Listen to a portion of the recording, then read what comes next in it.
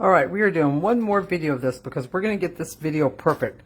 All right, so we have a 48 ounce of container of pea milk in our pot here. As you can see, we have it on high because I'm standing right here watching it. I have my half cup of white vinegar. You can use lemon juice, you can use apple cider vinegar, but white vinegar works the best in my eyes. This is my timer because I'm going to make sure this gets up to 175 degrees before I add the vinegar. So I'll be back. As you can see, the heat is rising, but you want to get it to at least, everything I've read says 165, but 175 makes such better, thicker pea base or soy base, whatever you're using. So I try to get it up to 175, and even going to 180 doesn't hurt it. But if you get up much higher, you're going to get kind of a burnt. You don't want it to get burnt. So look at that. Almost ready. Be right back. Okay. As far as I'm concerned, it's ready to go. So I'm going to be dumping in my white vinegar. Give it a little stir. Turn the heat off. And yes, I leave it on the burner. I just turn the heat off of it. Cover it with a lid. And this is going to sit here all day cooling off because I want this pan completely cooled off before I start straining it.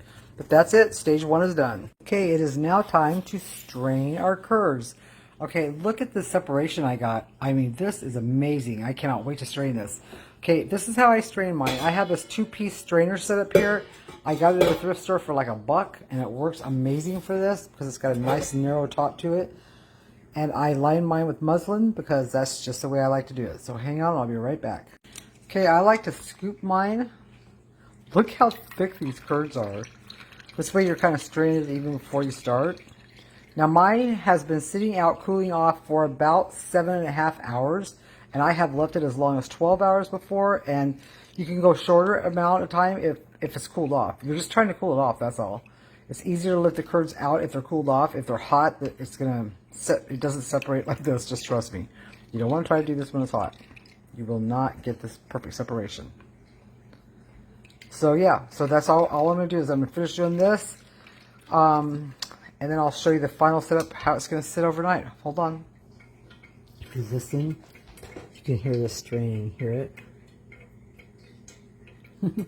So now all I'm going to do is just wrap the muslin over the top very carefully, kind of stuff a lot in. There's a lot of muslin, I know, but that's just how I like to do it. And this muslin lasts for quite a while because you can wash it, which is cool. Alright, I'm going to put a lid on it. I'm going to leave it sitting here in the sink for a little while, and then later I'll move it up on the counter. That's where it's going to sit all night until tomorrow morning. So for me, it's going to be about a 24-hour process. It usually is. That's just the way I roll. I'll be back. Alright, we're done. We left it out all night. It's been straining for over 12 hours. And it's going to look kind of like this. It's a little bit different every time, but it's going to be a nice thick mixture. And that blob is going to go into this paper-lined bowl. And it will continue to sweat off a little bit of the water. It's going to get a little bit firmer as we go, and I'll show it to you in just a second. Okay, so one of the things you might want to do before you put it in your bowl is twist it up really good, get that last little bit of water out of there. Then you'll get a nice little round, smooth ball. Let me show that to you real quick here.